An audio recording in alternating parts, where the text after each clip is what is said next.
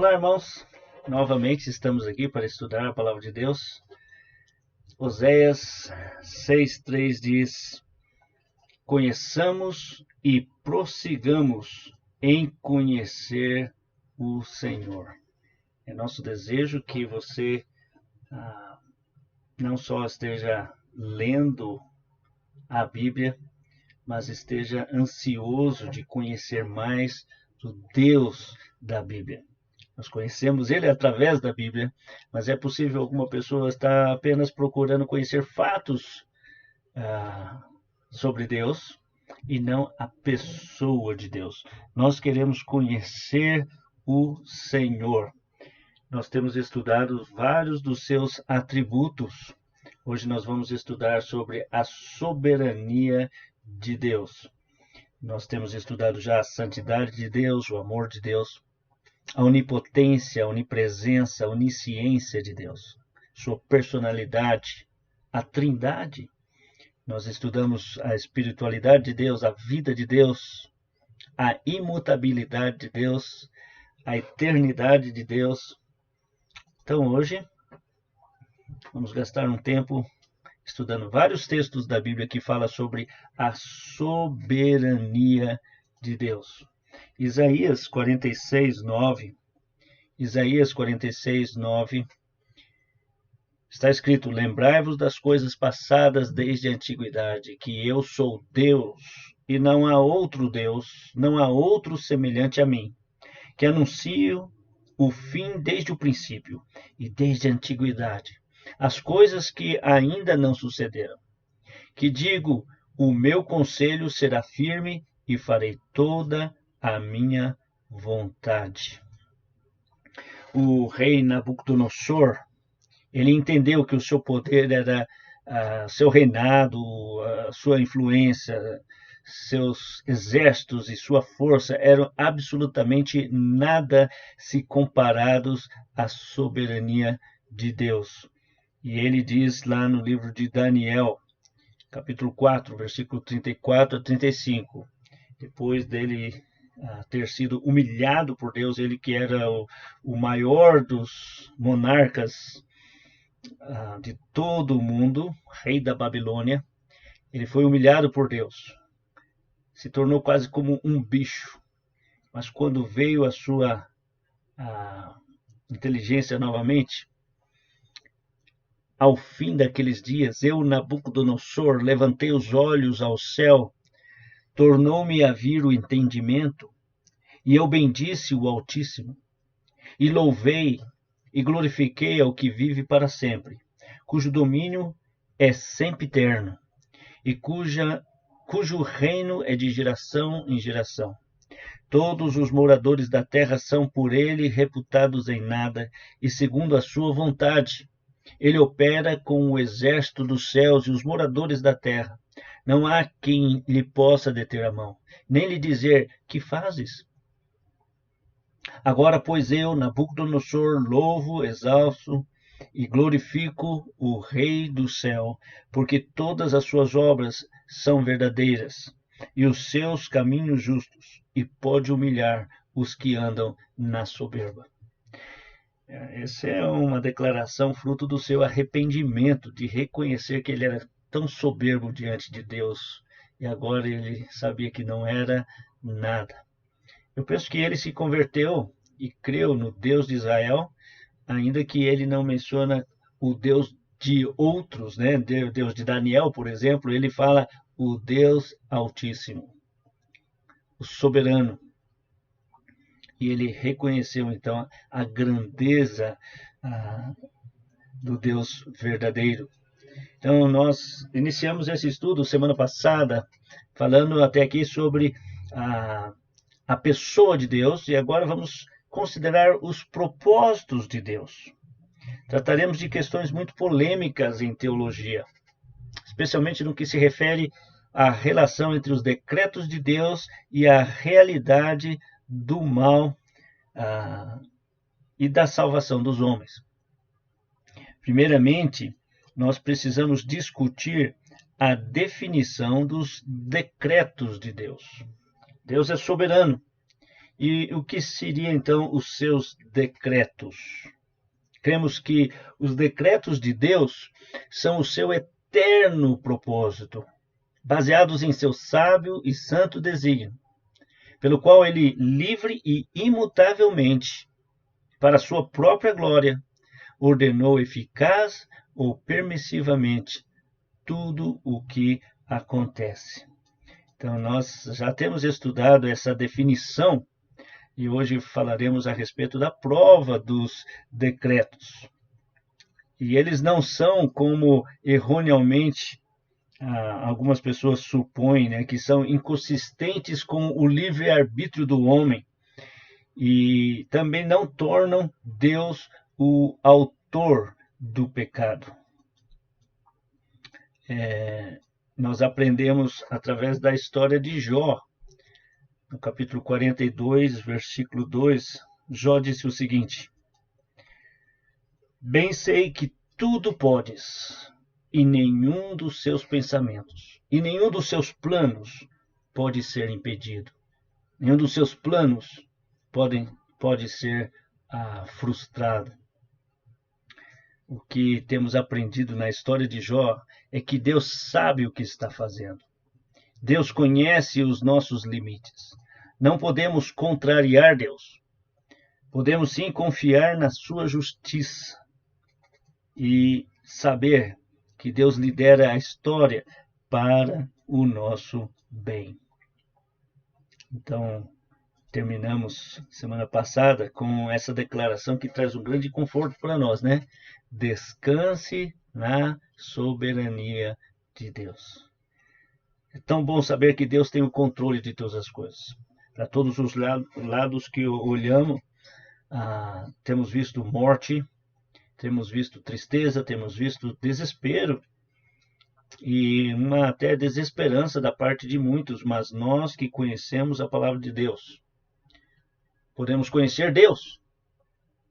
E conhecendo Deus, percebemos que Ele tem o controle de todas as coisas. As Escrituras nos ensinam que os acontecimentos no universo não são nenhuma surpresa, nem um desapontamento para Deus.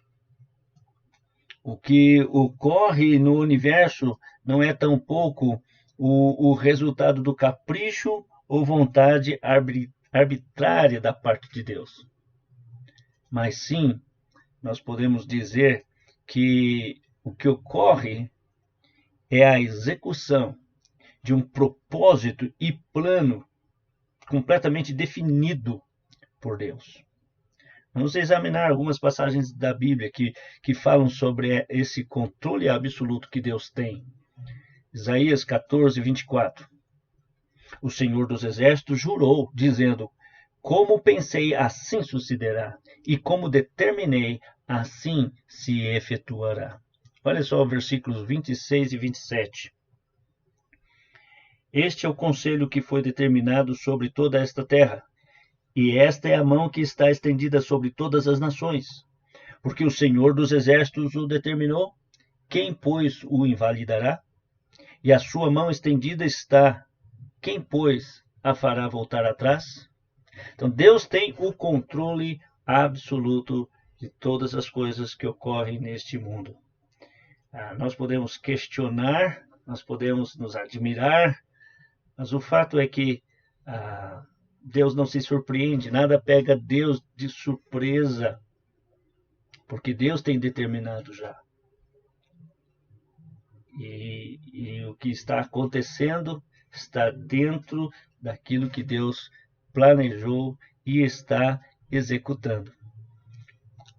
Também um texto, para mim, é um texto muito significativo e traz bastante conforto, e eu encontro aqui um pouco do equilíbrio entre o que nós chamamos a soberania de Deus e a responsabilidade do homem. Deus é soberano, essa é uma doutrina bíblica que ensina como Deus tem o controle de tudo que ocorre, mas também a Bíblia ensina claramente a respeito da responsabilidade do homem. Deus torna o homem responsável pelas suas escolhas, as suas decisões. Em Efésios capítulo 1, se bem estudado, você vai encontrar aqui o conforto, o equilíbrio entre essas duas verdades claramente ensinadas nas Escrituras. Observe 2 versículos primeiro e depois vamos ler o texto inteiro. Olha o versículo 9. Descobrindo-nos o mistério da sua vontade, segundo o seu beneplácito que propusera em si mesmo. O mistério da sua vontade. De fato, é um mistério. Algo que no passado estava escondido e Deus está revelando. Deus revelou por meio da sua palavra. Podemos conhecer. E nele, também digo, em quem fomos também feito herança, havendo sido predestinados conforme o propósito daquele que faz todas as coisas, segundo o conselho da sua vontade. Deus Pai, Filho e Espírito Santo formam um conselho eterno. E eles deliberam e eles executam. A Bíblia fala sobre eleição, fala sobre predestinação, fala também sobre o homem ser responsável em aceitar aquilo que Deus está oferecendo. É complicado tentar harmonizar, mas podemos entender que Deus ensina as duas coisas. Tanto que a salvação vem de Deus, é um ato de Deus e não do homem, é pela graça e nós não podemos fazer nada por merecer. E ao mesmo tempo, Deus convida genuinamente o homem a, se quiser, aceitar, tomar de graça aquilo que ele está oferecendo. Vamos ler o capítulo 3, capítulo 1, começando no versículo 3 de Efésios. Efésios, capítulo 1, versículo 3. Bendito seja o Deus e Pai de nosso Senhor Jesus Cristo, que nos abençoou com todas as bênçãos espirituais nas regiões celestiais em Cristo. Porquanto Deus nos escolheu nele antes da criação do mundo, para sermos santos e irrepreensíveis em sua presença. Então, não podemos deixar de perceber que a eleição, a predestinação é sempre relativa a Cristo. Sempre é mencionado nele, por intermédio dele, por meio dele. E em seu amor nos predestinou para sermos adotados como filhos por intermédio de Jesus Cristo, segundo a benevolência da sua vontade, para o louvor da sua glória, da sua gloriosa graça, a qual nos outorgou gratuitamente no amado. Nele temos a redenção, o perdão dos nossos pecados pelo seu sangue, segundo as riquezas da graça de Deus, e que ele fez derramar sobre nós com toda sabedoria e entendimento. E nos revelou o mistério da sua vontade, de acordo com o seu bom propósito que ele estabeleceu em Cristo. Então, o propósito eterno de Deus está sempre relacionado ao Filho, a Jesus Cristo. A eleição, a predestinação, a salvação sempre é em Cristo. A redenção das nossas almas não é simplesmente aleatório, mas está relacionado a Jesus Cristo.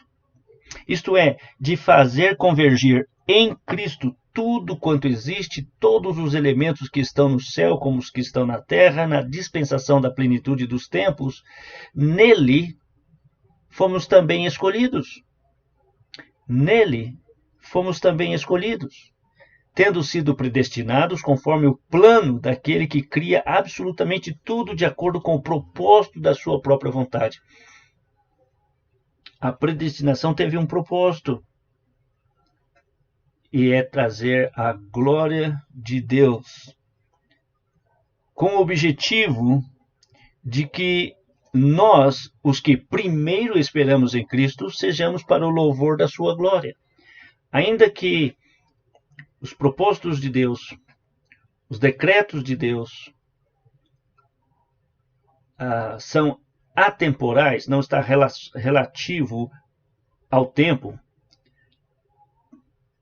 Por outro lado, para nós humanos, é relativo ao tempo. Existe uma ordem. E Paulo diz, vocês, ou nós, que primeiramente esperamos em Cristo.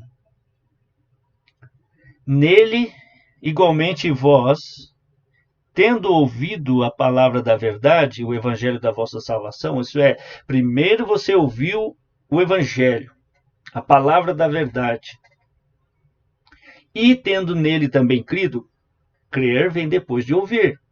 Como crerão naquele em quem nada ouviram? Como ouvirão se não há quem pregue? Então precisa ter quem pregue para as pessoas poderem ouvir. Ouvindo, elas possam crer. Crendo, elas podem então ser salvas. Elas podem invocar o nome de Deus e serem salvas. Então Paulo diz aqui, primeiro, nós que esperamos em Cristo, tendo ouvido a palavra da verdade, o evangelho da vossa salvação, e tendo também crido, fostes selados com o Espírito Santo. O Espírito Santo, a outra pessoa da Trindade eterna, tal como o Pai e o Filho, ele é para nós como o selo de que somos propriedade de Deus. Paulo vai ensinar aos coríntios que todos quantos creram em Cristo foram batizados em um só corpo, por um só Espírito. E o Espírito Santo é dado, então, derramado no coração daqueles que creem nele. E se alguém não tem o Espírito de Deus, o Espírito de Cristo, o Espírito Santo, esse tal não é dele. Mas uma vez que você ouviu a palavra da verdade e creu, porque alguns ouvem e não creem, alguns ouvem e deixam para depois, e esse depois acaba endurecendo o coração deles.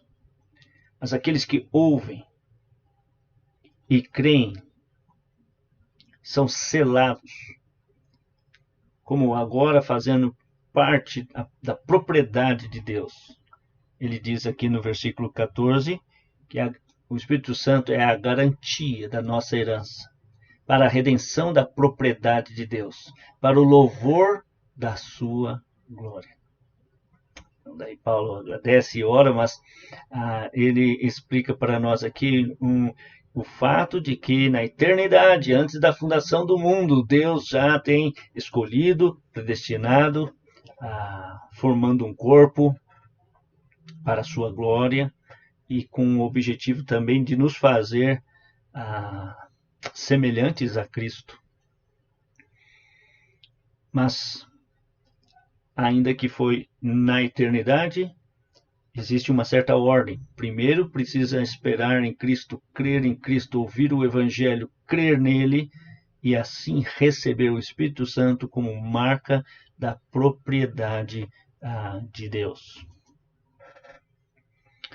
E ainda Efésios, capítulo 3, versículo 11, ele diz versículo 10, para que agora pela igreja a multiforme sabedoria de Deus seja conhecida dos principados e potestades nos céus. A igreja é o corpo de Cristo. Não está falando aqui de um determinado grupo, não está falando de denominações, está falando a igreja, que Jesus disse, vou edificar a minha igreja. A igreja de Jesus é o corpo de Cristo, formado por todos aqueles que verdadeiramente creem nele. Esses são chamados os eleitos de Deus. Através da igreja, a multiforme sabedoria de Deus vai ser conhecida, segundo o eterno propósito que fez em Cristo Jesus nosso Senhor, no qual temos ousadia e acesso com confiança pela nossa fé nele. Então, observe ali o eterno propósito. O propósito de Deus é eterno. Ele é atemporal, não está relativo ao nosso tempo, à nossa maneira de contar o tempo. Desde que Deus existe, ele estabeleceu o que vai fazer e está fazendo. Ele não está limitado ao tempo. Ele é o eterno eu sou. Alguém disse esta frase: obedeça aos decretos de Deus. As coisas acontecem de acordo com o seu propósito. O universo sem decretos seria irracional e espantoso quanto um caminhar na escuridão sem luz, sem a certeza de que no momento seguinte não cairia no abismo. E de fato é um consolo, um conforto para todos nós saber que Deus está no controle de tudo. Agora, os decretos de Deus são às vezes apresentados como sendo um só decreto. Romanos 8, 28. Sabemos que todas as coisas cooperam para o bem daqueles que amam a Deus, daqueles que são chamados segundo o seu propósito. É bom saber, né, que todas as coisas estão cooperando para o nosso bem, porque amamos a Deus. Mas não é só isso que o texto diz. O texto diz que fomos chamados segundo o seu propósito. Deus tem um propósito para todas as coisas. E para nós que cremos no Senhor Jesus Cristo, que somos chamados o seu povo, povo eleito, as coisas cooperam para o bem, mesmo as coisas ruins, que aparentemente são ruins, assim como o sal ou a farinha de trigo é colocada no bolo e separadamente não tem um sabor gostoso, mas junto com os outros ingredientes, no final tudo coopera para sair um bolo. Assim também todas as coisas cooperam para o bem daqueles que são chamados segundo o propósito de Deus. Ainda voltando ali no versículo 11 do capítulo 1, nele digo, no qual fomos também feitos herança, predestinados segundo seu propósito. Daquele que faz todas as coisas, né? Conforme o conselho da sua vontade. Então, nos dois casos aqui, é o propósito. Apesar de, para nós, às vezes, os decretos parecem vários propósitos, para a mente divina, eles são simplesmente um grande e todo abrangente propósito. É por isso que podemos falar de universo e não de multiverso.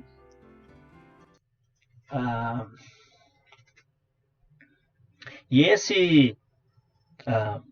os propósitos de Deus, o propósito de Deus, também ele é apresentado como sendo eterno. Deixa eu me colocar aqui.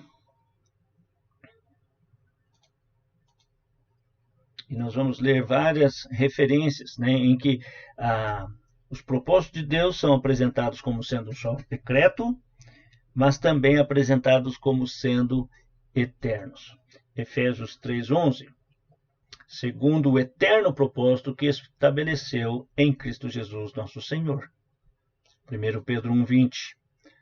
O sangue de Cristo, conhecido com efeito antes da fundação do mundo, porém manifestado nos fins dos tempos, por amor de vós. Então, observe, quando Jesus veio, a Bíblia diz que ele veio na plenitude do tempo. No tempo exato. E hoje dividimos a história entre antes de Cristo e depois de Cristo. Mas o versículo diz que o sangue de Jesus foi conhecido antes da fundação do mundo, manifestado agora no fim dos tempos por amor de nós, mas conhecido antes da fundação do mundo. Porque quando Deus fez o mundo, quando Deus colocou Adão e Eva, ele já podia prever todas as coisas, ele determinou as coisas que iam acontecer, mas ele ainda assim consegue, na sua soberania, permitir o homem agir livremente. Deus colocou uma única árvore no jardim do Éden. tornando possível então Adão ser livre para escolher obedecer a Deus ou desobedecer. Por um só homem entrou o pecado no mundo, porque ele desobedeceu. Agora Jesus veio ao mundo e a Bíblia diz: por um só homem também todos podem ser justificados pela fé nele. Romanos capítulo 5. Então, outra referência nós encontramos em Apocalipse 13. Apocalipse 13, 8. O texto ali fala daqueles cujo nome não foram escritos no livro da vida do Cordeiro, que foi morto desde a fundação do mundo. João, quando viu Jesus, João Batista, quando viu Jesus, disse: eis o Cordeiro de Deus que tira o pecado do mundo. E Jesus morreu na Páscoa, quando os cordeiros eram mortos para cobrir o pecado, né, dos pecadores, como a religião judaica ensinou desde o tempo de Moisés. Jesus veio como o antítipo, né? Quer dizer, tinha o tipo, ou seja, os cordeiros todos eram um tipo daquele que viria. E quando Jesus veio, João sabia claramente quem era Jesus, o Cordeiro de Deus. Agora em Apocalipse diz que aqueles que não foram escritos no livro da vida do Cordeiro, que foi morto desde a fundação do mundo, esses foram então jogados no lago de fogo. A pergunta é: o seu nome está escrito no livro da vida do Cordeiro? Quem são esses? São aqueles que têm a vida. Quem é que tem a vida? João diz: quem tem o Filho tem a vida, quem não tem o Filho de Deus não tem a vida. Aqueles que creem em Jesus como seu Senhor e seu Salvador têm uma vida transformada, porque são lavados no sangue do Cordeiro.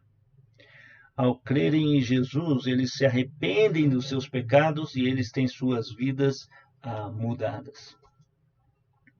E aí, Paulo diz em Efésios capítulo 1, versículo 4, assim como nos escolheu nele antes da fundação do mundo para sermos santos e irrepreensíveis perante ele. Então, aqueles que creem em Jesus, a Bíblia diz claramente que eles são o povo escolhido de Deus.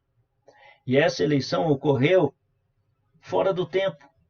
Antes de Deus começar, né, lá em Gênesis 1:1, no princípio criou Deus os céus e a terra, ali Deus começa inclusive o tempo, o princípio para nós, mas antes disso, Deus já tinha escolhido o seu povo e já tinha tido o propósito deles se tornarem santos e irrepreensíveis perante ele.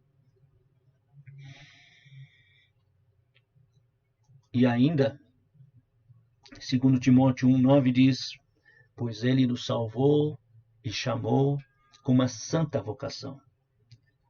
A eleição de Deus, o chamado de Deus é justo, é santo e é amoroso, porque é o que Deus faz tudo em amor, em justiça e santidade. Não segundo as nossas obras.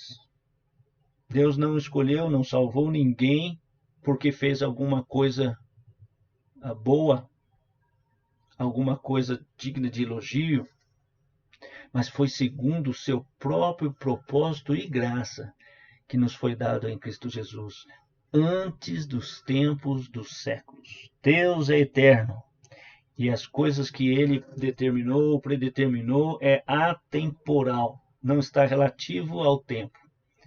Foi antes dos tempos dos séculos. Shedd, um outro teólogo, ele disse o seguinte: deixe-me citar mais essa referência primeiro do apóstolo Paulo. Paulo, servo de Deus e apóstolo de Jesus Cristo, para promover a fé que é dos eleitos de Deus e o pleno conhecimento da verdade segundo a piedade, da esperança da vida eterna, que o Deus que não pode mentir prometeu antes dos tempos eternos. Então, as coisas decretadas vêm acontecer com o tempo e em série sucessiva, mas constituem um grande sistema que, como um todo e uma unidade, foi compreendido em um eterno propósito de Deus. Então agora nós devemos estudar as bases dos decretos de Deus. Torna-se muito mais claro quando compreendemos bem as bases sobre as quais eles repousam. Por que Deus decretou, resolveu fazer qualquer coisa por fora de si mesmo? Ou seja, antes existia Deus, Deus eterno. E aí Deus resolveu começar o mundo. Criou o mundo, os céus e a terra. E pôs o homem ali. Por que ele não se contentou em restringir sua comunhão e atividade à Trindade? Ele podia encontrar satisfação em si mesmo. Afinal, Deus não precisa de nada ou de ninguém. Bom, longe de nós, né, pretender que conhecemos o que podemos conhecer a resposta completa dessa pergunta profunda. Mas existem algumas coisas que nós podemos conhecer porque foram reveladas. Então,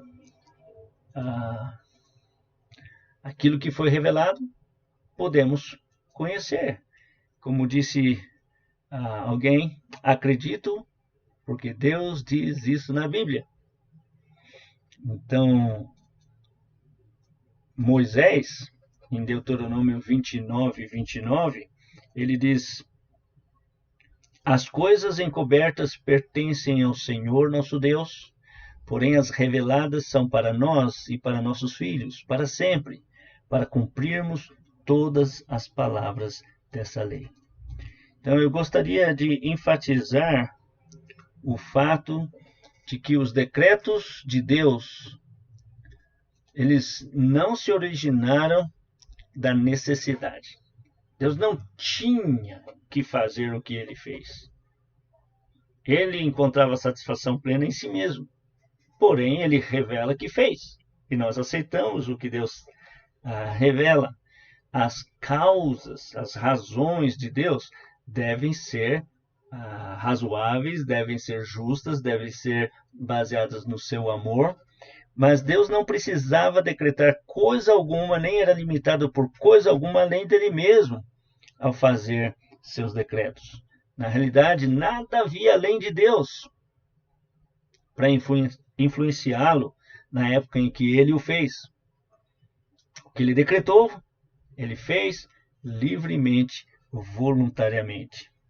Outra coisa que podemos também enfatizar é que os decretos de Deus não são resultados de mero capricho ou vontade arbitrária. Deus não age movido por impulso emocional.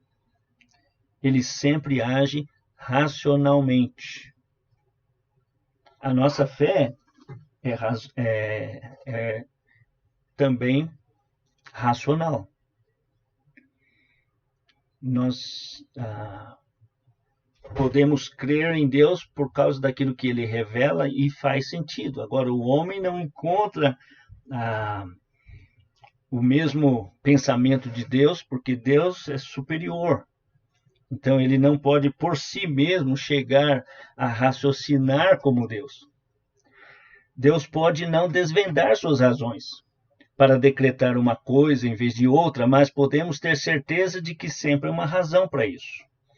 E o próprio Senhor Jesus uma vez falou para Pedro: o que eu faço não sabes agora, compreendê-lo-ás depois. Então, esse é um encorajamento para todos nós, que algum dia nós vamos entender, né, aquilo que Deus revelou e em várias passagens bíblicas, que eu gostaria de saber. Alguns colegas são dogmáticos em certas passagens que são obscuras e eles encontram paz naquilo, tudo bem para eles, mas para mim ainda fica, né? Eu estou cheio de questionamentos sobre isso, sobre aquilo, mas uma coisa eu tenho certeza: um dia vamos compreender. Tanto que Deus fala na sua palavra que nós não podemos entender de imediato, quanto às circunstâncias que passamos, dificuldades que passamos, ou que nossos familiares passam, ou que nossos irmãos em Cristo passam ao redor do mundo. Mas uma coisa podemos saber, Deus tampouco exerce uma vontade arbitrária. Ele é soberano, mas alguns deterministas, né, assim meio extremados, eles têm afirmado o absolutismo e ensinando que não existe critério de valores que determine a vontade de Deus. Uma coisa é certa, porque Deus assim determina. Mas, se for assim, então a morte de Cristo também não é exercida por qualquer princípio inerente a Deus, simplesmente pela vontade de Deus. Se Deus tivesse desejo de salvar o homem sem a morte de Cristo, ele também poderia tê-lo feito. Mas, repetimos, os decretos de Deus não são baseados em arbitrariedade, sim baseados no seu muito sábio e santo conselho. Sendo sábio, conhecendo o fim e o princípio, sabendo que o pecado viria, já que ele havia resolvido soberanamente permitir a entrada do mal e do pecado no mundo, sabendo qual seria a natureza do pecado e como ele teria que lidar com ela, se fosse para salvar alguém, ele baseou seus planos em todo o seu conhecimento e compreensão. Sendo perfeitamente sábio, Deus é incapaz, né, de imparcialidade, de injustiça. Ele tem seus planos de acordo com o que ele faz absolutamente certo. E então nós encontramos essa passagem de Romanos capítulo 3, e com ela nós vamos encerrar, que ele pode salvar o pecador apenas se ao fazê-lo puder permanecer absolutamente justo. Romanos 3, 24 a 26. Sendo justificados gratuitamente por sua graça, mediante a redenção que há em Cristo Jesus, Deus o ofereceu como sacrifício para propiciação por meio da fé, pelo seu sangue, proclamando a evidência da sua justiça. Por sua misericórdia, havia deixado impunes os pecados anteriormente cometidos, mas, no presente, demonstrou a sua justiça, a fim de ser justo e justificador daquele que deposita toda a sua fé em Jesus. Ele pode salvar o pecador apenas se ao fazê-lo puder permanecer absolutamente justo. Então, tudo foi baseado na sabedoria e na santidade.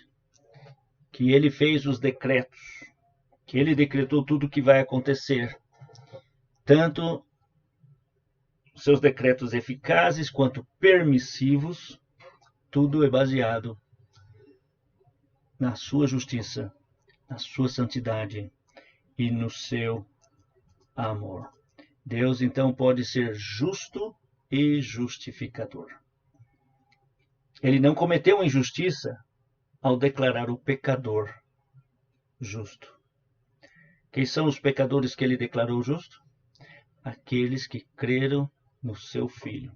Esse foi o plano eterno de Deus. E é esta a vontade de Deus para a sua vida. Que você creia em Jesus Cristo como único Senhor e Salvador. Você pecador, eu pecador, crendo na obra de Jesus Cristo, podemos ser salvos. Que Deus abençoe você, sua família, que ajude você a entender que somente em Cristo uma pessoa pode ser salva. E uma vez salvo, ele tem o Espírito Santo. Ele se torna propriedade de Deus. O Espírito Santo de Deus lava, regenera e faz com que aquele pecador tenha consciência de que não pode andar mais na prática do pecado. Se não há nenhuma evidência de que uma pessoa foi transformada, aquela pessoa deveria julgar a si mesma e pensar que ainda precisa da salvação em Jesus. Se uma pessoa não está salva, ela está perdida. E se ela está perdida, ela está brincando com a sua alma. Precisa arrepender-se e crer em Jesus Cristo para poder ter aquela paz e não somente isso, trazer a glória que só pertence a Deus. Deus abençoe e o ajude no seu caminhar cristão.